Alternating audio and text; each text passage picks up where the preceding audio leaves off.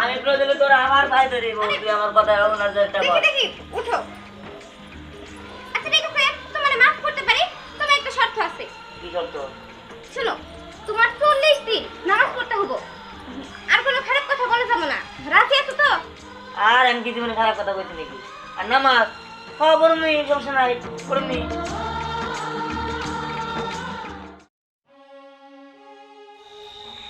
আপা, আপা, কিরে গিদি তুই ভরা হন্ডা কালা তুই এক লেখলা আইলি জামাই কই?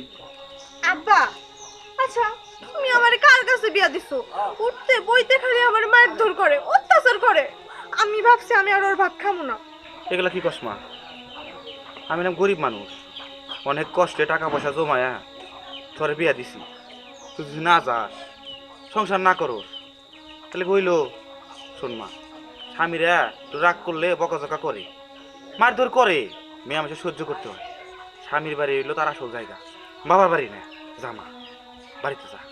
না বাবা, আমি আর ওর কাছে যাবো না। আর আমি ছাড়া তোর আরো 2টা বউ আছে। আমি প্রয়োজন পড়লে তোমার এই বাড়িতে 20টা আমার মুখ, তা আমি ওর বাড়িতে যাবো না। না মা, এটা তুই কি কস? তুই মইরা যাস, আমার কি হইব? তোর মা মইরা যাওয়ার সময় শেষ সকল হিসাবে তোরা রেখে গেছে। আমি তোর কথা ভাইবা জীবনে বিয়ে শাদী করি নাই। তুই যদি এই কথা কস, আমি কারণে বাসবো, কারণে বাসো। ঠিক আছে, তোরা যাইতে হইব না, তুই এই বাড়িতেই থাক, যত ইচ্ছা থাক। আমি আসি একটু বাজারে গেতে।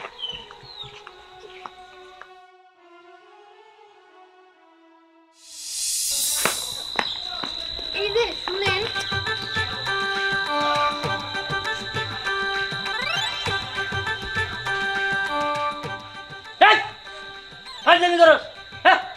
আমি তোরে 20 বার করে কইছি, তুই বাড়ির বড় বউ, তুই বড় বউর মধ্যে থাকবি। তোর কাম রান্না বাড়ি করা, এই ঘর দোয়ার এনে মনে করতে পরিষ্কার করা, খালি বাসন মাজা। আর দূরের তো ছোট আর মেয়ে ধরে তো কিলগুতার হবে রাহি। ঠিক আছে, কিল করে রাখবো। ভালো একটা সুযোগ শুভ কামে যাইতে ছেলে না পিছনে ডাকলে মুন্ডা কয়ে আবার জুতা রাখলে চালাবে না মেরা দেয়। আহা, আপনি সবসময় এরকম করেন কিসের জন্য বলেন তো? আপনার মাথা এত গরম থাকে কেন? আমার মাথা কোন দিন ঠান্ডা থাকছে? তখন না আগল পাগল যদি বিয়া করে নিয়া, যে যার মাথা খারাপ থাকবো না, এটা মানুষ না, এটা পশু পশু। আমি তোর মানুষ নাকি? তোর 3টার জ্বালা, এই একটার জ্বালাইতে পারছি না, তোর 3টা, এই 3টার জ্বালাই আমি এখন পয়সা আছি, এটা তো আল্লাহর কাছে শুকরিয়া কর। তেমন জ্বালানি যদি জ্বালাইতাম না, এতদিনে সংসারে আগুন ধরে যাইতো, থাকতেই পারতেন না। আহাগো, থাকতে যে পারতেছেন তাই তো আপনার ভাগ্য। হ্যাঁ, আগুন ধরে না, আগুন ধরে নাই, উপর দিয়ে শুয়ে শুয়ে বরফ পড়তেছে। ঠিক আছে, হাগল জানি কোনকার। উফ, আমি না বুঝি না, আমার বাজান যে কি দেখে আপনার কাছে আমার বিয়া দিছিল, এই জিনিসটা আমার মাথায় ঢোকেই না। চেঞ্জ করে আলা। ওই যে কথা আছে না, চাকরি ভালো না লাগলে, মনে করতে চাকরি ভালো না লাগলে ওই চেঞ্জ করে আলা, চাকরি চেঞ্জ করে আলা। তুই আরেকটা এই করে ইন্টারভিউ দিয়ে চাকরি চেঞ্জ করে আলা, সমস্যা কি? তোর যখন বুড়ি হস নাকি, যা চেঞ্জ করে আলা। এই দেখেন, আপনার সাথে আমি সত্যি ঝগড়া করার জন্য আসি নাই, একটা দরকারের জন্য আসছিলাম। আমার তোর কোনো দরকার নাই, তুই পিছিয়ে ডাক দিলি কেটে আমার কো লাইসকে জুতাতে বাইরে আবার কিন্তু আবার না না না, চাল তোলা আলাম ক। এই যে দেখেন, আপনি যে দিনের পর দিন যে এরকম ব্যবহার করেন, অত্যাচার করেন, এগুলো কিন্তু এখন আমার ভালো লাগে না। এ আল্লাহ রে আল্লাহ, কয় কি তোর ভালো লাগে না? তোর থাকবার কইছে কেনা? তুই চাকরি চেঞ্জ করে আলা। এ আমার বিশিষ্ট লোক, আমি তোকে পায়ে ধরে বয়তে দিছি। তোর ভাল লাগে না দেখি তো আমি 2টা বিয়া করছি, তোর ভাল লাগে না দিকে 8টা করছি, ওটার ভাল লাগে না দিকে আরেকটা করছি। তুই তো মেলা দূরের কাহিনী, তুই জাগা তোর আল্লাহ রাস্তা, আমি তোর 2টা পায়ে ধরে আন। তোর ভাল না লাগলে তুই এই যে বাইরের দর খোয়ারে খুলে আছে, তুই খালি সুদা যাবি গেদা না। শোন, বলা নামায় কথা বলি, আমার এই বাড়িতে আমার কথার উপরে আরেকটা কোনো কথা যাবো না, আর আমার দেয় শেষ কথা। তা নইলে এমন পিটান পিটামো, তোর তো পিটামুই, তোর বাপ মারে ফোন দেয় না, তোর সামনে ফেলায় পিটামো। তুমি কেমন বেয়াদব মেয়া জন্ম দিছে, হ্যাঁ? হাউল জানি কোনকার, আমার তো আছে রোজ। দেখছেন, দেখছেন কেমন বেয়াদবের বেয়াদব? আসলে না, বেয়াদব করলেও ভুল হবো, আজ তো একটা জানোয়ার। দেখেন, আমি আর আপনার বাড়িতে যাবো না, আমি আপনার সংসার করবো না। এই তুই বুঝতেছিস কিছু? হ্যাঁ, তুই যদি আমার লগে আমার বাড়িতে না যাস, তাহলে কি হবো পরিণতি রে? কি হবো? আপনি আমায় মারবেন, তাই না? আর কি করবেন? হ্যাঁ, মারতেও পারি। আর তার স্যার বড় কথা হইলো, আমি তোর ছাড়া বিয়া করে আলামো। হ্যাঁ, বিয়া তো করবেনই। আমি ছাড়া আপনার আরো 2টা বউ আছে, আপনি লাগলে আরো 10-12টা বিয়া করেন, তাও আমি আপনার ভাত খাবো না। তোরে তোর বাড়িতে আইসি, তোর বাবা আবার কোন পাখার দেয় পরে মারলে আবার সমস্যা হবো। তোর বাপটা তো ডাকতেছে আমার আর আপনার বাপরে দিয়ে আপনি কি করবেন? পরে দুই গালের মধ্যে জুতার বাড়ি মানে দিয়া থেকে যায়। ভাই, আপনি আমার বাড়ি থেকে বের হবেন? আপনার কত বড় সাহস, আপনি আমার বাড়িতে দাঁড়ায় আবার আমার বাপরে কইতেছেন যে জুতা দিয়ে বাইরামো, তাই না? আপনারে আমি জুতা দিয়ে বাইরামো, তাড়াতাড়ি বাড়ি থেকে যান। পরিণতি কিন্তু ভালো হবে না, বুঝিস? পরিণতি আমার পরিণতির কিচ্ছু নাই, আমি তো বললামই আমি আপনার বাড়িতে যাবো না, আপনার মায়েরও খাবো না। মুন্ডা করে খাবার দিয়ে সাবার দাঁত জিরে আছে খাবার পারলে বিয়া এটা করে দেয় টেস্ট করে। কইরেন, আপনার তো অভ্যাসই 4-5টা বিয়া কইরেন, লাগলে 100টা বিয়া কইরেন। পয়সা কি মনে করছে আমি কি এতই দমদম লাগছি গা? বাড়ি ঘর দেখে আমি বিয়া দিছি। হ্যাঁ, আমার মেয়ে যদি এমনিতে ভাত না খাবে আমি কেউরে খাইতে দেব না। দরকার হয় কেরোসিন না বাড়ি ঘর আগুন তো পুইরা ছিল, তারপরে যামু, তারপরে দেখবো কেরা কিবা করে সংসার করে খায়। মা ওই মা, আপনি কি শুরু করছেন? আয়সা নিয়ে চিল্লাচিল্লি শুরু করে দিয়েছেন। এই বাতাস আপনার কিছু হইতাছে না, বরফ নিয়ে আসি। বরফ লাগবে না, হুনো এত ভালোবাসা দেখাইতে হইব না। আমার মেয়ের এই সংসারে কিবা করে আরেকজন সংসার করে হেডো আমি দেখে সারমু। আচ্ছা মা ওই মা, আপনি এখানে কিসের জন্য আসছেন একটু বুঝায় বলেন তো।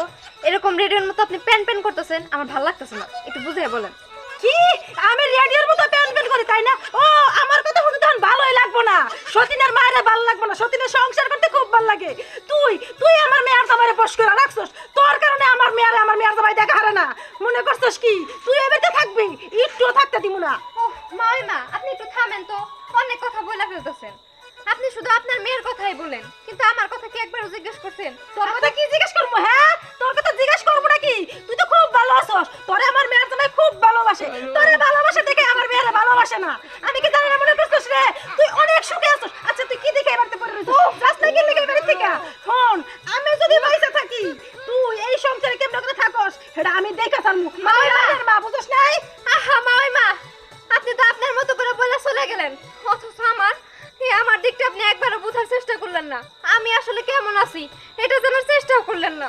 একমাত্র আমি আর আমার ওই উপর খোদাই জানে আমি এই সংসারে কেমন করে টিকে আছি। সবাই যার যার দিক থেকে শুধু ভুলই বুঝে গেল, কেউ আর বুঝলো না।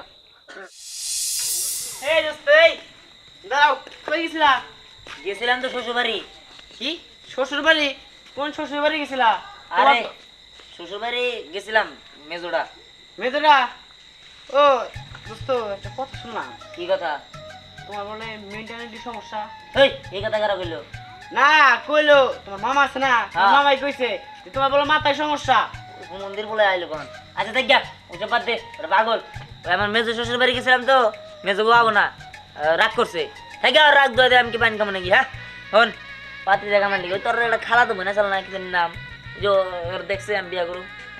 বিয়ে করবা? আমার খালাতো বোন যে, দোস্ত আমার যে খালাতো বোন আছে ও তোমারে বিয়ে করবে না, তোমার তো মাথায় সমস্যা। এই কারণে যদি তোমার মাথায় সমস্যা না থাকতো তাইলে কোন সমস্যা ছিল না, আমি বিয়ে ভরে দিতাম। তা দোস্ত সিটি টাঙ্গাইলে পড়ছে নাকি পাবনা পড়ছে? এই তুই কিন্তু লিমিট ক্রস করে গেছে, মেলা বন্ধ মেলা কিছু বন্ধি ফাইজলামি করবি নাকি? এবারে ফাইজলামি করলে কিন্তু আবার দাঁত ফালা দিব। দোস্ত তার কথা শুনে বুঝাইতেছে তুই আসলে পাগল, তার মাথায় সমস্যা। এই,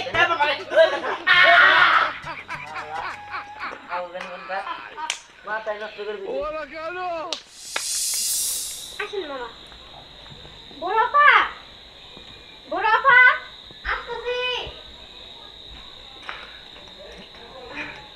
আরে মামা, আসসালামু আলাইকুম। ওয়ালাইকুম আসসালাম। কেমন আছেন মামা? আলহামদুলিল্লাহ আমি ভালো আছি, তোমরা কেমন আছো তাই বলো। না মামা, আমরা এখানে ভালো নাই। কেমন আর থাকি মামা বলেন? আপনার ভাইগনা যেরকম ব্যবহার করে সবসময় টর্চারের উপরেই রাখে, কেমন আর থাকি মামা কোন তো? হ্যাঁ বুঝতে পারছি, আসলে তোমরা ভালো নাই। কি আর বলবো মা, দিহানের মা বাবা মরার পর ওই বাড়িতে একা একা থাকে তো, এই জন্য মেজাজটা একটু গড়া হয়ে গেছে গা। তোমরা সবাই আসলে ভদ্র ফ্যামিলির মেয়ে, অনেক ধৈর্য সহকারে তোমরা আছো, এজন্য তোমাদের অনেক ধন্যবাদ। কিন্তু মামা আমরা এখন কি করবো বলেন? আমরা দুইজন তার এভাবে থাকতে পারতেছি না। হ্যাঁ বুঝতে পারছি, তোমরা তবু আছো। অত্যাচারের কারণে আরেকটা বউ চলে গেছে, সেটাও আমি জানি, সে সংবাদ আমার কাছে গেছে। শোনো, তোমাদের একটা বুদ্ধি দিই, তোমরা যদি ওরা শিক্ষা দিতে চাও তাহলে আমার কথা শুনতেই হবে। মামা ওরে ভালো করে চুল যা করতে হবো আমরা দুজন করবো, আপনি বলেন। মামা আপনি বলেন। হ্যাঁ এখন বলতেছি, তোমরা এক কাজ করো, তোমরা আরে এই বাড়িতে একা রাইখা চলে যাবা, বলবা কেউ পাগল। আর এই পাগলের কথা শুনলে আর কেউ ওর কাছে মেয়ে বিয়ে দেবো না, আর কেউ বিয়ে বসতেও চাবো না। আর তাছাড়া আমি তো ওর গার্জেন, আমি বললাম তোমরা এই কাজটা করো। কি বলতেছেন মামা? আচ্ছা মামা, এটা করা কি ঠিক হবো? আরে পাগল, ঠিক হবো না কেন? ওরে ঠিক করার জন্য তো এই প্লেন প্রোগ্রাম। তোমরা কাজটা করো, ও ভালো হয়ে গেলে তোমরা আবার ফেরত আসবা। ঠিক আছে মামা, আপনি আমাদের গুরুজন মানুষ, আপনি ভালো বুঝে একটা বুদ্ধি দিয়েছেন, আমরা এই বুদ্ধির মতোই চলবো। আচ্ছা ঠিক আছে, আজকে আমি আর দেরি না করলাম, কি হয় আমাকে জানাইও। মামা চলেন না, ঘরে চলেন, এক গ্লাস না। শরবত খেয়ে যান। না না মা, আরেকদিন। আচ্ছা ঠিক আছে মামা, আবার আইসেন। আসসালামু আলাইকুম মামা। ওয়ালাইকুম আসসালাম। আমার মনে হয় মামার এই বুদ্ধিটা আসলে কাজ হবে। ঠিক বলছো।